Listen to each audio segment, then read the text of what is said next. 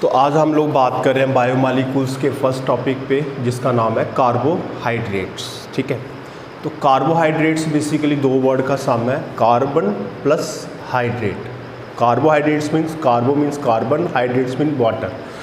तो कार्बोहाइड्रेट्स में कार्बन और वाटर की एक बेटा पार्टिकुलर रेशो होती है।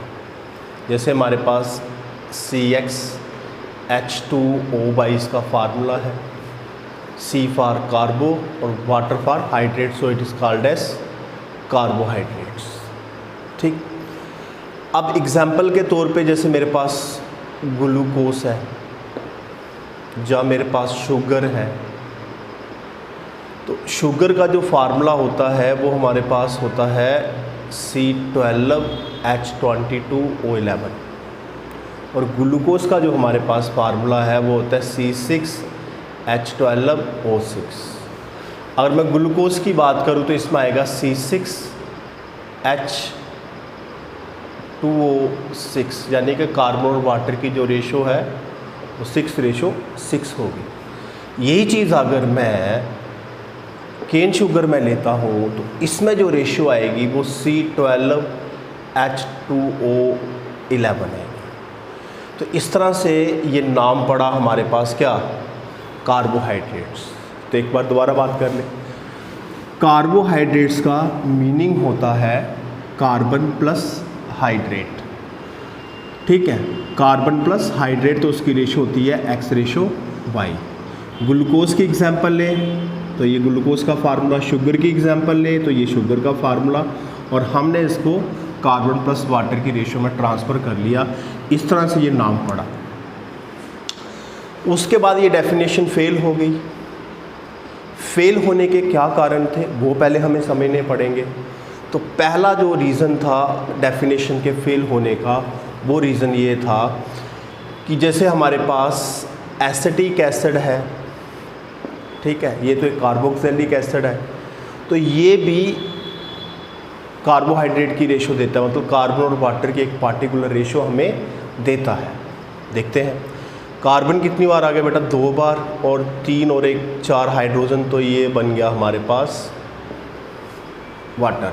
तो जो आपका एसिटिक एसिड है, ये जो एसिटिक एसिड है, ठीक है, ये कार्बोक्सिलिक एसिड तो नहीं है, बट रेशो किसकी दे रहा है, कार्बन और वाटर की।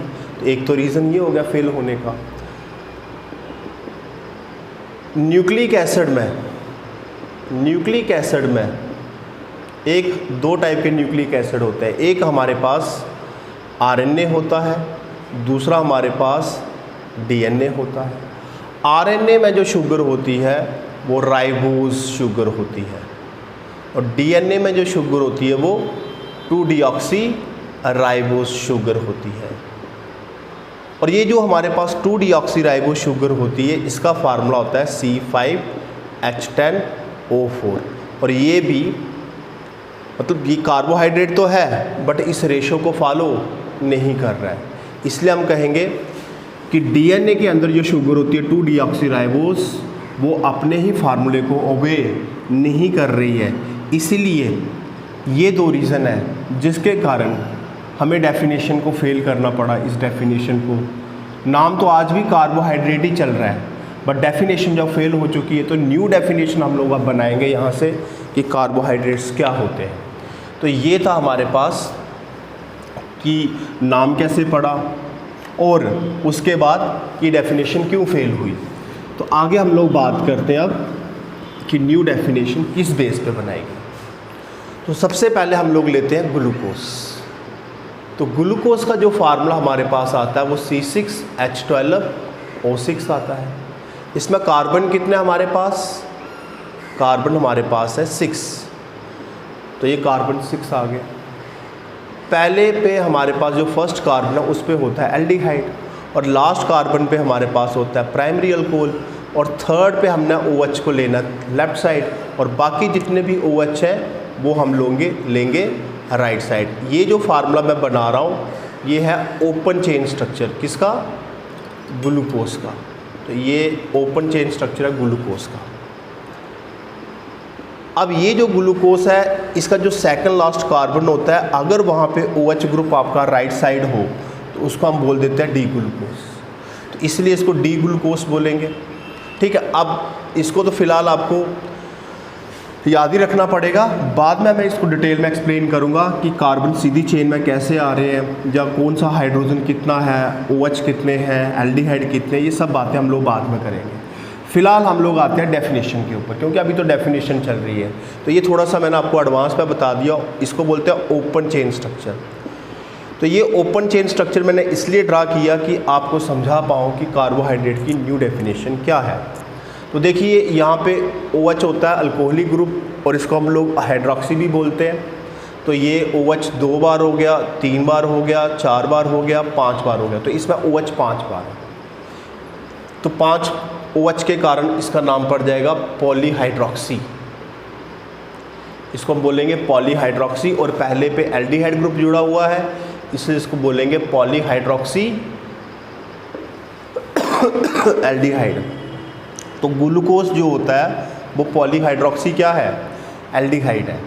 ठीक है, दूसरा हमारे पास कि ग्लूकोज अगर हमारे पास पॉलीहाइड्रोक्सी है तो दूसरा जो मोनोसैकेराइड हमारे पास होता है ग्लूकोज के अलावा, वो हमारे पास होता है फ्रैक्टोज। तो अगर मैं फ्रैक्टोज की यहाँ पे बात करूँ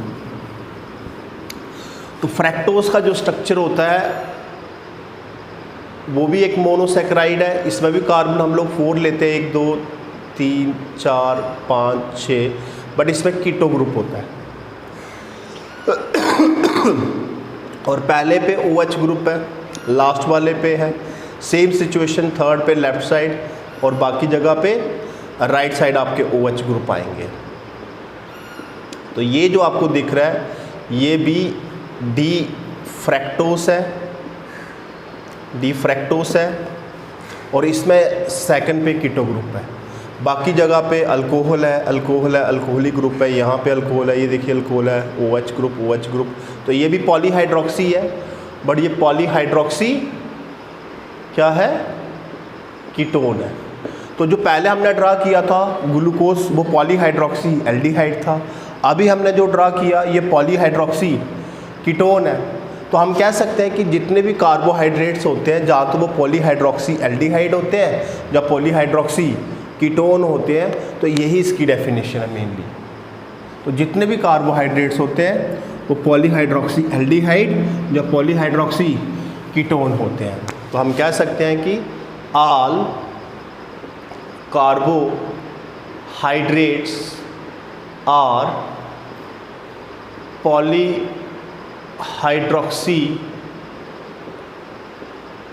aldehyde और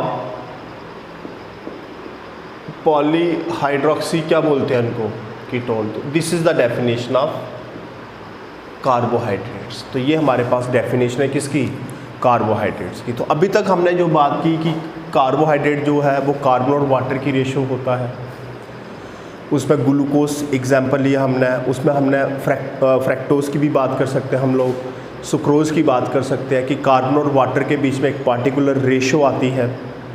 बट बाद में जब और रिसर्च वगैरह हुई तो हमने देखा कि कुछ कार्बोहाइड्रेट्स ऐसे थे जो डेफिनेशन को फॉलो नहीं कर रहे थे। उसमें एक नाम आ रहा था 2-डिहाइड्रोक्सी राइबोज शुगर, और दूसरा था कि कुछ कंपाउंड ऐसे भी थे जो कार्बोहाइड्रेट्स नहीं थे बट फार्मूला किसका दे रहे थे, कार्बोहाइड्रेट्स का, जैसे एसिटिक एसिड है। ठीक है, तो ये सब बातें हमने की। और बाद में हमने जब ओपन चेन स्ट्रक्चर ड्रा किया तो उनमें पाया कि यहाँ पे तो अपना बहुत सारे अल्कोहलिक ग्रुप होते हैं, तो इसीलिए यहाँ पे पॉलीहाइड्रोक्सी आ गया। ठीक है, और ग्लूकोज जो था वो पॉलीहाइड्रोक्सी एल्डिहाइड था, और जो फ्रैक्टोज था वो पॉलीहाइड्रोक्सी कीटोन था। तो बाकी हायर जितने भी कार्बोहाइड्रेट्स होते हैं उनमें भी हमने यही चीज़ें पाई। तो हम कह सकते हैं कि जितने भी कार्बोहाइड्रेट्स होते हैं जहाँ तो वो पॉलीहाइड्रोक्सी एल्डिहाइड होते हैं, जहाँ वो पॉलीहाइड्रोक्सी कीटोन होते हैं। तो ये थी हमारे पास इसकी डेफिनेशन। तो अब हम लोग आते हैं क्लासिफिकेशन पे। तो क्लासिफिकेशन की अगर हम लोग बात करें कार्बोहाइड्रेट्स की, क्लासिफिकेशन ऑफ कार्बोहाइड्रेट्स की अगर हम लोग बात करें तो सबसे पहले जो क्लासिफिकेशन आती है वो आती है मोनोसैकेराइड्स। देखिए नाम से ही पता चल रहा है, सैकराइड्स का मीनिंग होता है शुगर, ठीक है। सैकराइड का क्या मीनिंग होता है? शुगर। और मोनो का मीनिंग होता है सिंगल। तो जो ऑलरेडी सिंगल यूनिट हो, ऑलरेडी शुगर का सिंगल यूनिट हो, वो ब्रेक नहीं करेगा। ब्रेक नहीं करेगा मतलब उसकी हाइड्रोलिसिस नहीं होगी। तो हम कह सकते हैं कि मोनोसैकराइड्स वो सैकराइड्स होते हैं जिनकी हाइड्रोलिसिस नहीं होती, no hydrolysis, no hydrolysis, no hydrolysis, ठीक है, जिनकी हाइड्रोलिसिस नहीं होती। तो अगर आपको लिखना है तो लिख लो। मोनोसैकराइड क्या होते हैं? Saccharides which do not undergo hydrolysis is called as monosaccharides. I hope आप सबको समझ आ रही होगी कि मोनोसैकराइड मैंने क्या बोला। एग्जाम्पल के तौर पे हम लोग ग्लूकोज की बात करते हैं। अभी जो हमने फार्मूला ड्रा किया था ओपन चेन स्ट्रक्चर C6H12O6, ठीक है। फ्रैक्टोज का स्ट्रक्चर भी आपको यही बताया था मैंने, मॉलिक्यूलर फार्मूला, बट दोनों में एक डिफरेंस था कि इसमें एल्डिहाइड था, इसमें कीटोन था। इसलिए हम लोग बोलते हैं कि जितने भी कार्बोहाइड्रेट्स होते हैं या तो वो पॉलीहाइड्रोक्सी एल्डिहाइड होते हैं या वो पॉलीहाइड्रोक्सी कीटोन होते हैं। तो ये जो डेफिनेशन थी ये थी हमारे पास मोनोसैकराइड से रिलेटेड। दूसरी बात अगर मैं करूँ तो वो हमारे पास है ओलिगोसैकराइड्स। तो ओलिगोसैकराइड्स क्या होते हैं? ओलिगोसैकराइड्स वो सैकराइड्स होते हैं जिनकी बेटा हाइड्रोलिसिस होती है, और हाइड्रोलिसिस होने के बाद 2 से 10 के बीच में हमें मोनोसैकराइड मिले। जब इनकी हाइड्रोलिसिस होगी ओलिगोसैकराइड की तो ये ब्रेक करेंगे। हाइड्रोलिसिस मीन ब्रेक करके ये 2 से लेके 10 के बीच में मोनोसैकराइड देंगे, उनको हम बोलते हैं ओलिगोसैकराइड्स। अगर 2 मिल रहे हैं तो उसको हम बोलते हैं डाइसैकराइड्स।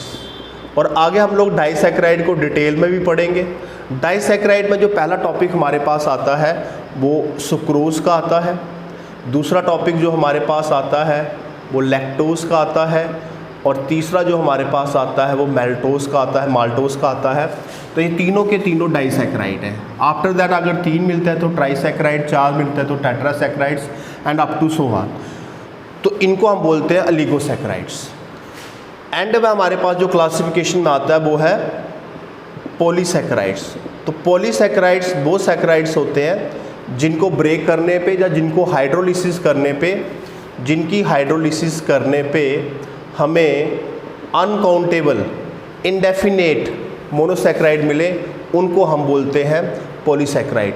तो अनकाउंटेबल क्या मिले?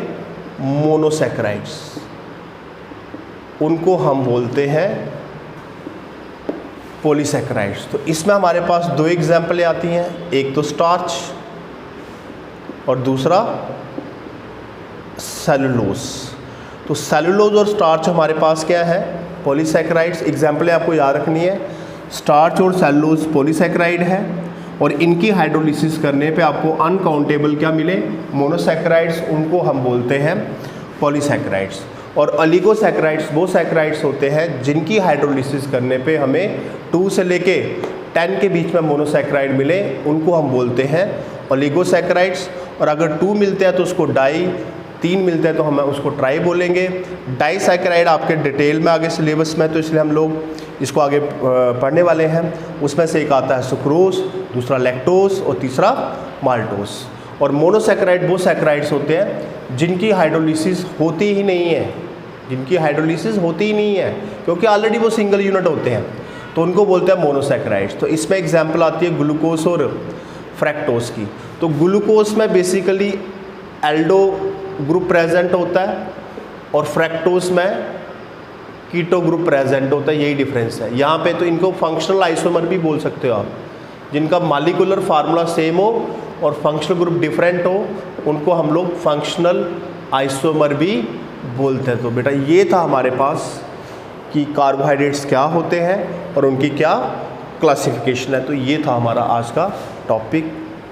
Have a nice day.